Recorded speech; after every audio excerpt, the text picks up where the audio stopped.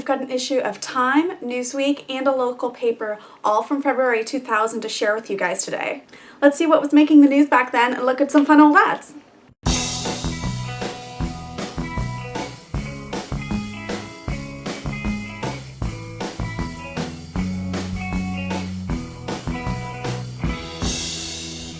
Hi, if this is your first time watching, my name is Crystal and I make videos about the everyday life of moms in the past.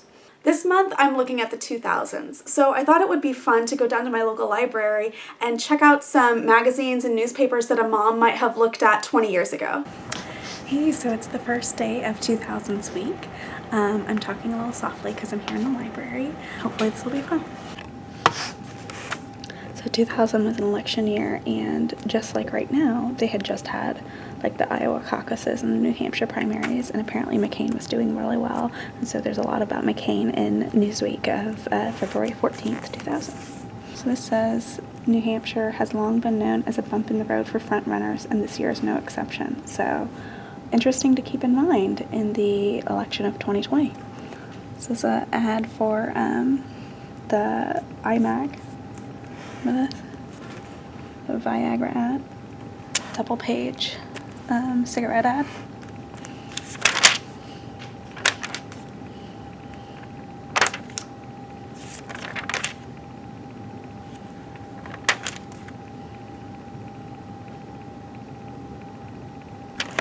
Oh my gosh, y'all.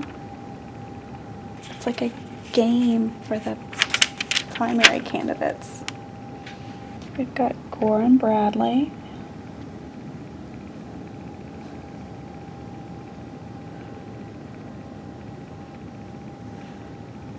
And Bush and McCain.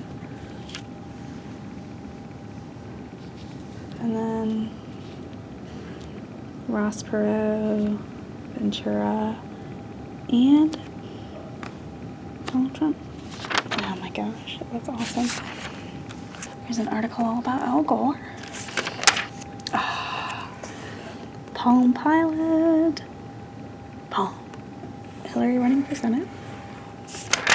There was a plane crash of Alaska Airlines Flight 261. There's all sorts of articles about it. So these are really interesting stories.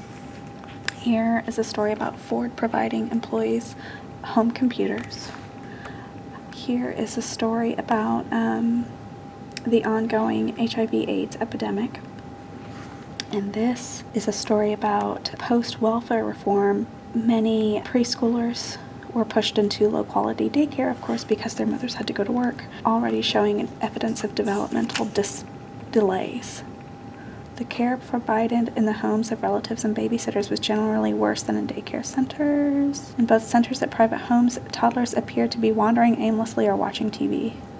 Hardly anywhere regularly read to or offered a chance to play with stimulating toys. Many of the mothers said they couldn't find or afford better alternatives. So that was Newsweek magazine in the flesh. I hope you enjoyed that as much as I did.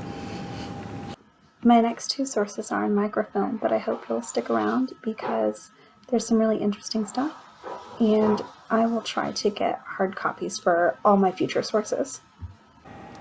Okay, so here we're looking at February 17th, 2000 of the Arkansas Democrat Gazette, which is my local newspaper.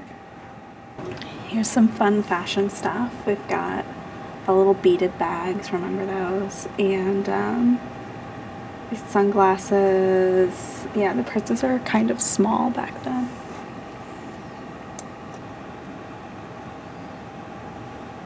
Remember these plaid shirts? That was the thing to do, to have like an open shirt over a t-shirt. Come on, here we go. State to pay $30 million for computer link up so that the computers can talk to each other. So that's it for the Democrat Gazette. Oh my gosh, you guys, do you remember Elian Gonzalez? I wonder what he's doing now. Can you imagine what history would have been like if John McCain had been president when 9/11 happened? Something to think about and wonder about. Flus.com The online gift currency. The gift that's there in a heartbeat. It didn't last long. So this article headline is, The Love Machines. Valentines may now be wired, but online dating is also fostering some very 19th century courtship. Interesting. Okay, so that's it for Time. Guys, I promise I did not set out to make an ASMR video. Thank you so much for watching. I have a question for you. What magazines were you reading in the 2000s? Please comment below. I want to see what your answer is. If you enjoyed this video, please give me a thumbs up and subscribe for more everyday history videos. Until next time, thanks, bye!